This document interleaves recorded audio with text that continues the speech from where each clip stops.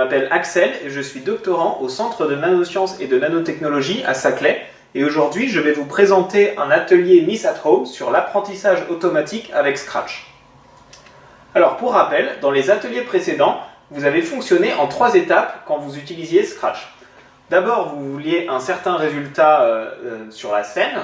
Ensuite, vous trouviez les blocs utiles pour réaliser ce résultat. Et enfin, vous deviez assembler les blocs dans un ordre logique pour réaliser le résultat souhaité. Donc par exemple, quand vous avez voulu contrôler le personnage avec les flèches du clavier, vous avez pris les blocs utiles et ensuite vous les avez assemblés dans un ordre logique pour réaliser le résultat. Le problème qu'on va essayer de résoudre aujourd'hui, c'est comment faire pour que notre personnage puisse savoir de lui-même s'il y a une image de chat dans la scène de Scratch ou une image de chien. Donc on voudrait, par exemple, quand une image de chat apparaît, que le personnage puisse dire qu'il y a un chat ou inversement qu'il y a un chien. Donc c'est un problème qui a l'air difficile a priori. Comment on pourrait faire pour résoudre ce problème? Donc on pourrait imaginer que si on zoome sur une image de chat, on voit comme ça les pixels. Donc les pixels, ce sont les carrés qui constituent une image. Et chaque carré a une seule couleur, qui est par exemple encodée par un nombre pour l'ordinateur. Mais donc nous, on voit les couleurs. Et on pourrait imaginer que l'on écrive des conditions sur ces pixels pour détecter par exemple les différences de couleurs comme ça verticalement. On aurait d'autres conditions pour détecter comme ça les traits plus en diagonale et inversement dans l'autre diagonale pareil. Et on pourrait imaginer qu'on combine toutes ces conditions comme ça dans un ordre logique pour pouvoir déterminer s'il y a un chat dans l'image ou un chien. Et le problème avec cette approche comme ça à la main en écrivant nous-mêmes les conditions, c'est que ça ne va pas vraiment être robuste au changement de l'image parce que les images de chat peuvent être vraiment très variées. Et donc une approche pour faire ça, donc si on fait ça, on aura des mauvais résultats en pratique. Donc comment faire pour réaliser ça? On va utiliser ce qui s'appelle l'apprentissage automatique et l'idée, c'est de laisser l'ordinateur lui-même apprendre les conditions qui vont lui permettre de décider si un chat est dans l'image ou alors un chien. Et donc pour ça, on va devoir collecter une grande quantité d'images de chats et de chiens. Alors dans la vraie vie, ceux qui font vraiment de l'apprentissage automatique vont vraiment collecter des milliers, voire des dizaines de milliers, et en fait le plus possible d'images de chats et de chiens par exemple. Mais nous aujourd'hui, on va en utiliser moins que ça. Et donc vraiment, on en collecte plein pour le problème qu'on veut résoudre. Donc ça, c'est un problème en particulier, différencier les chats et les chiens. Si par exemple, on voulait faire un autre problème, on devrait collecter d'autres images ou d'autres données en lien avec le problème. Et ensuite, on va utiliser donc un programme d'apprentissage automatique. Donc comment on peut imaginer un tel programme? On peut voir ça comme, par exemple ici, une boîte qui prendrait une image en entrée. Donc comme j'ai dit, les pixels des images sont en fait des nombres pour l'ordinateur. Donc on pourrait imaginer que le programme prend l'image, réalise des calculs et peut nous sortir un nombre. Donc par exemple ici, il nous sort 52 pour le chat et pour le chien, il nous sort 73. La particularité de l'apprentissage automatique, c'est que ce programme a des paramètres.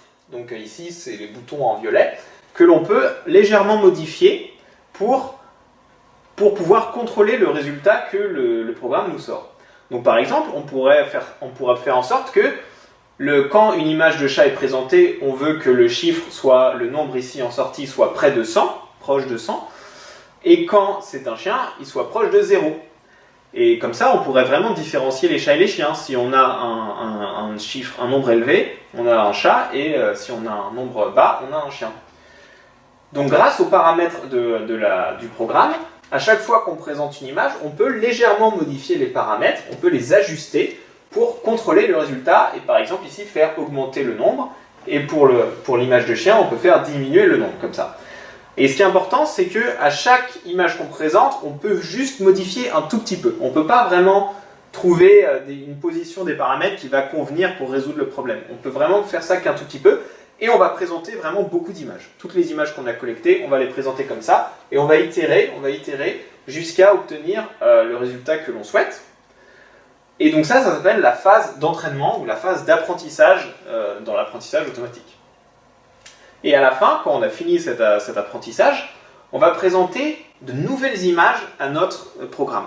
Donc là, c'est très important. les images qu'on présente maintenant, ce sont des images que le programme n'a jamais vues. Elles n'ont pas été utilisées pour l'entraînement, et pourtant, le programme va quand même être capable de nous sortir le bon résultat, c'est-à-dire 100 pour les chats et 0 pour les chiens. Donc ça, c'est une propriété qui s'appelle la généralisation, et c'est très important parce que à la fin, on veut que notre programme puisse marcher sur n'importe quelle image de chat et pas seulement les images qu'on a collectées. Donc pourquoi cela fonctionne? Pour plusieurs raisons. Une raison est que en fait, le programme à l'intérieur contient des informations a priori sur le problème à résoudre. Ce n'est pas une boîte noire magique. Dedans, il y a des informations contenues dans l'architecture pour vraiment prendre en compte le problème. Et donc ici, par exemple, le programme, vu qu'il doit traiter des images, il va contenir un peu ce qu'on disait au tout début, c'est-à-dire qu'il va d'abord regarder des caractéristiques vraiment locales sur l'image, donc à l'échelle de quelques pixels, et il va les combiner lui-même. Mais vraiment, ce qui est important, c'est qu'il va pouvoir apprendre les conditions lui-même, mais il contient quand même une information a priori sur le problème. Et il va construire comme ça une hiérarchie de caractéristiques avec des caractéristiques très concrètes au début, avec juste les traits qu'on a vus, les traits de pixels, et les coins et les angles, et il va les combiner pour obtenir des concepts plus abstraits, avec à la fin le concept carrément de chat. Et donc, une autre raison pour laquelle ça marche bien, c'est parce qu'il y a vraiment une grande quantité d'images. Ça fonctionne pas bien si on a peu d'images à donner à l'algorithme. Il faut vraiment une grande quantité d'images pour que cela fonctionne. Et une troisième raison aussi, c'est que les ordinateurs actuels sont très puissants et maintenant suffisamment puissants pour pouvoir réaliser ce type d'algorithme en un temps raisonnable, disons. Et ça, c'est en fait assez récent, et l'apprentissage automatique a connu une révolution aux alentours de 2012, alors qu'en fait la théorie de tout ça, la théorie scientifique, date de avant, en fait. Mais les ordinateurs n'ont été suffisamment puissants que récemment. Et donc, bien que les ordinateurs soient suffisamment puissants, en fait, ils consomment beaucoup d'énergie pour réaliser ces algorithmes d'apprentissage automatique. Alors pourquoi pour comprendre pourquoi les ordinateurs consomment beaucoup d'énergie, il faut un peu regarder le principe du fonctionnement d'un ordinateur. Donc dans un ordinateur, on a typiquement la donnée, l'information, qui est stockée à un endroit ici, donc par exemple comme les bouts de bois, qui sont vraiment notre matériel, notre donnée. Et il y a un autre endroit qui s'appelle le processeur, là où les calculs sont effectués sur la donnée. Et donc un ordinateur, pour fonctionner, va typiquement prendre la donnée dans la mémoire, l'apporter au processeur et réaliser des calculs. Et justement, si vous vous souvenez du fonctionnement de l'apprentissage automatique, on doit, à chaque fois qu'on présente une image, modifier, ajuster un tout petit peu les paramètres et ensuite recommencer. Et donc à cause de ça, à cause de ce processus itératif comme ça, on doit sans cesse faire des allers-retours entre la mémoire où les images sont stockées et là où le calcul est effectué. Et donc ça, c'est ça qui consomme beaucoup d'énergie, et c'est symbolisé par ce petit bonhomme fatigué, parce qu'on doit faire beaucoup d'allers-retours. Donc le sujet de ma thèse, ça consiste à utiliser les nouvelles nanotechnologies et des nouveaux algorithmes pour essayer de rapprocher ces deux composants de l'ordinateur, donc essayer d'aller un peu au-delà de l'architecture classique des ordinateurs, parce que dans les ordinateurs, s'il y a cette architecture, c'est pour des raisons technologiques et des bonnes raisons, et donc il faut trouver des nouveaux composants pour pouvoir les rapprocher et si possible même les fusionner pour ne plus avoir cette consommation énergétique qui est importante. Enfin, je conclurai en vous donnant plusieurs exemples d'apprentissage automatique. Donc par exemple, les voitures autonomes utilisent l'apprentissage automatique car elles ont besoin de réagir intelligemment en fonction de leur environnement. Donc il y aura de la reconnaissance d'image, mais il y aura aussi d'autres capteurs et d'autres informations incorporées. Les assistants vocaux, par exemple, utilisent l'apprentissage automatique. Là, cette fois, la donnée, ce ne sont pas des images, mais c'est par exemple le son de la voix. La traduction automatique aussi, là, dans ce cas-là, la donnée, c'est du texte à traduire dans une autre langue.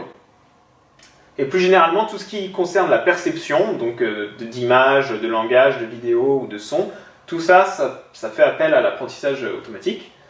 Et une autre application qui est assez récente et dont vous avez peut-être entendu parler dans la presse, c'est par exemple prédire la forme des protéines. Et donc ce problème, c'est un peu plus difficile à comprendre pour nous, mais ça va permettre de créer de nouveaux médicaments par exemple. Donc je vous remercie pour votre attention et on se retrouve tout de suite sur Scratch pour réaliser cet atelier.